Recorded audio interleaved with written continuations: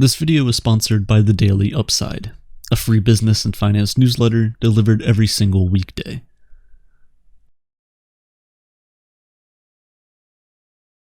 Nowadays, it seems to be a common theme amongst almost everyone to go out and shop our way to happiness. Just to take care of ourselves. After all, nothing says mental health like impulse buying that will dig us deeper into debt than we ever thought possible. Don't you feel that you're above this age-old system of enticing customers into buying more stuff? After all, we are in the age of minimalism and all that good stuff, right? How many times have you found yourself annoyed by an ad in the middle of something you were watching and promised to yourself that there was no way such an annoying interruption can actually convince you to buy something you don't even want? And then you go and buy it anyway. Well, if these things weren't working, we wouldn't see them be used forever. So clearly, there is a method to the madness. And you might be surprised by just how meticulous this method can be sometimes.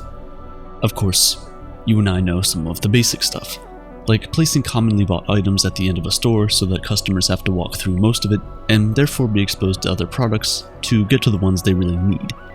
That's why they usually put milk in the back of the store. It's a common item that most people need, and so they're going to make you see as many items as possible before you get to what you need. Then there are buy one, get one free offers, which clearly boost revenue and make us buy more stuff in exchange for very marginal discounts. Exposure and billboard ads also do some of the marketing heavy lifting, but you already knew that. What you didn't know, however, is just how deeply our psyche is being studied to understand patterns and predict customers' choices well before the customer is aware of them themselves. This is neuromarketing. Well, it all starts with how humans perceive things. Humans, for whatever reason, perceive relatively and not absolutely. What this means is that our perception is based on stimulus that is already present. You can see this play out every day. For example, if someone near you unlocks their phone in a well-lit environment and lights up the screen, the change in brightness of your surroundings is barely noticeable. If you do the same thing in, say, a movie theater, it can sometimes be startlingly bright. Even though the brightness around you changed by the same amount in both cases, your perception of them is vastly different. Similarly, we also perceive loudness relatively. If you are already in a loud environment, the addition of another sound, say a glass breaking, may be barely noticeable. But in a quiet environment, even the same sound can feel much, much louder. Known more formally as Weber's Law, this idea of relative perception has been a core principle of astronomy and music theory alike, since they both have something to do with how we humans perceive things. Well, now, it has one more application, and that has to do with our perception of price. Firstly, this means that whenever the price of a commodity either goes up or down, how a customer feels about that price change depends on the original price of the commodity. Companies can use this information to marginally keep increasing the price of a product over iterations, provided that they do so in increments that are just below our perception threshold. This applies more generally to markets around the world, where people also perceive the price of a commodity based on how much disposable income they have. This is the reason why some products that do very well in America, despite increases in price, don't work very well in countries like China. But it goes deeper than that. Disposable income and original prices have fairly obvious relevance in this topic. However, our minds can even be tricked by seemingly irrelevant numbers as well. Studies were conducted where participants were asked to gauge how much they would pay for a certain product. However, before they were allowed to make their minds up, they were asked to think of the last few digits of their social security number. It turned out that the participants with higher social security numbers were willing to price the item higher. Despite being in no way related to the commodity itself, this process, also known as anchoring, caused the participants to be more generous with their bids. In his book, Brainfluence, author Roger Dooley hypothesizes that this may be the reason why counters, now commonly seen in fast food chains, are used. Beyond just letting the customer know when his or her order is ready, these counters, almost always counting large numbers, primes them to be okay with paying just that little bit more. A more common method of anchoring is also to state things like, normally you'd have to pay such and such for a product like this, but not with us. sometimes the anchoring is even more obvious.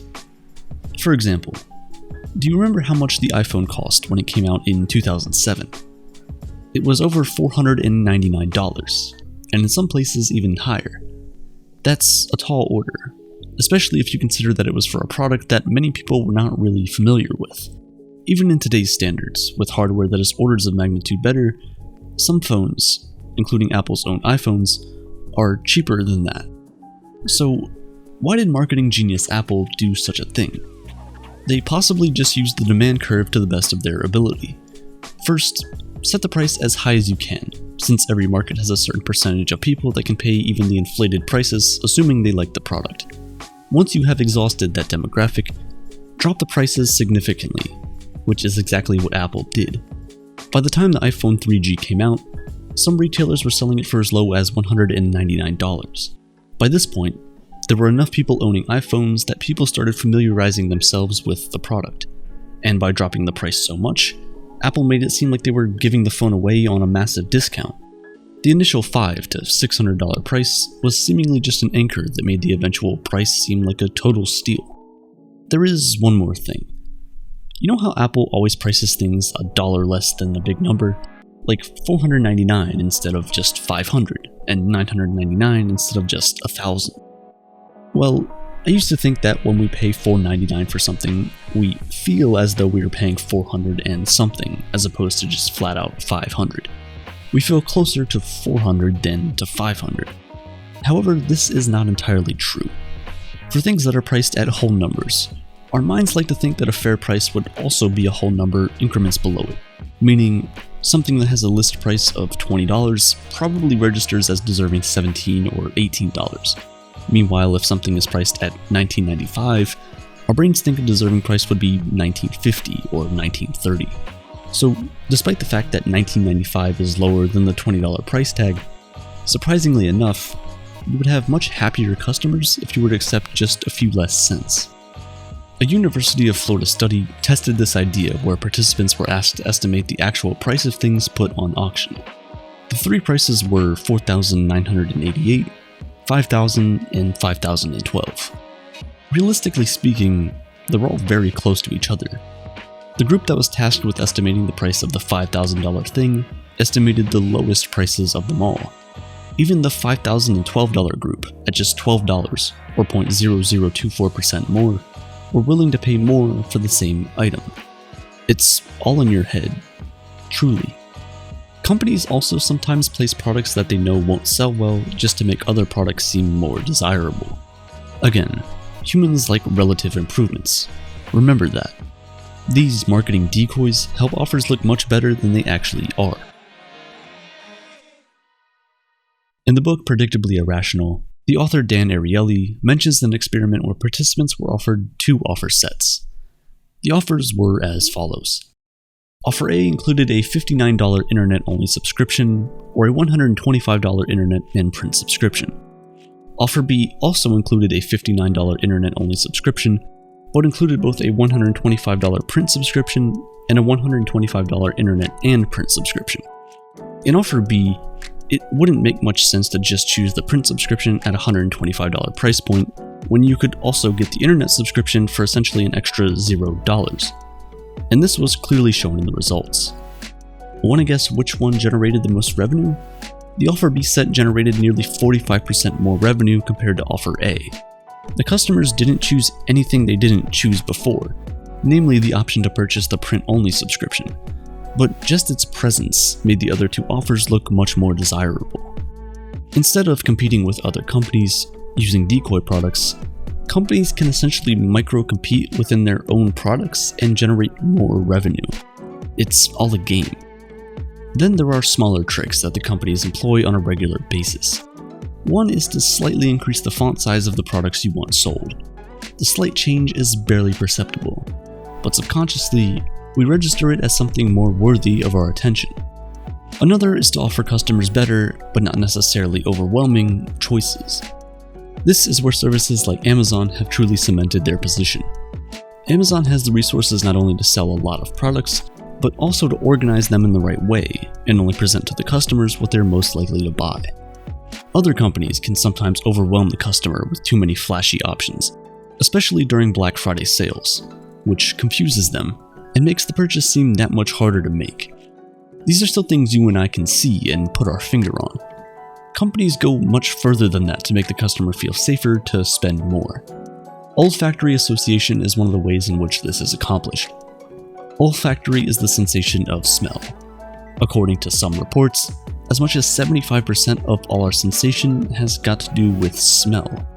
It's no wonder then that the memories that have an olfactory component are held the strongest and are recalled much easier as well. The smell of McDonald's, for example, is something that the company puts as much effort into as anything you might see on the menu. There is a very good reason for it, of course. The feeling of familiarity is crucial to the brand of McDonald's, especially considering going to McDonald's is something that the company hopes to become a generational tradition. People go as children and eventually end up taking their own children to McDonald's. That there are reports that McDonald's infused the smell with the cleaning liquid its staff uses to clean the store. A similar theme follows all major industries. We've all heard about the new car smell or the new sneaker smell. These are all essential elements of a company's effort to construct a recognizable image, one which we may not even see. Singapore Airlines, regularly voted as one of the best airlines in the world, also uses this marketing strategy. They are known to give passengers hot towels at the start of every flight. But even this seemingly innocent gesture is working to sew the brand image deeper and deeper into our minds. The company has its own brand fragrance, Stefan Floridian Waters, and it is infused into those hot towels that passengers use. Needless to say, the flight attendants are wearing it too, and so is the cabin interior. Of course, it can go both ways. Starbucks reportedly removed some of the sandwiches from its menu because they smelled too much like eggs, and took away from the coffee-heavy Starbucks smell customers know and love. One may question whether doing these things is even ethical. Well, there are two sides of the coin, as with any debate. On the one hand, marketers might argue that using these techniques, they are better understanding what their customers want and giving them a better shopping experience. On the other hand, this opens us up for attention sabotage, something which has been happening rather frequently with social media platforms already. One thing is for certain though, we have far less control over our purchasing decisions than we thought. We buy things we don't need to impress people we don't like, and the things you own end up owning you.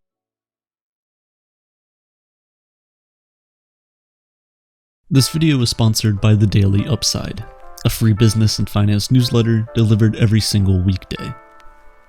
As we've seen, companies will do pretty much anything they can to get you to buy more and think less, to act out of impulse without thinking much more into things. But being informed, both on the things you're buying, the economy, and the state of the world in general, is quite beneficial. And luckily, The Daily Upside is here to help with just that. The Daily Upside was founded by a team of former investment bankers, scholars, and journalists with the sole purpose of providing actionable insights to make you more informed on the economy and help make you a well-rounded investor. For example, recently I've been really enjoying their weekend deep dives, where they unpack complex business trends, giving you domain expertise in an easy-to-understand voice. Last week, they covered the $100 billion water economy, breaking down the surprisingly profitable business models that make the water industry work. I'm someone who loves to stay up to date on everything finance, and I know many of you are too. If you're interested, visit the Daily Upside using the link in the description and sign up today for free. There's no hidden costs, you don't have to put in any card information, just an email and you're set. You'll be keeping yourself up to date with the world and also be supporting Aperture at the same time.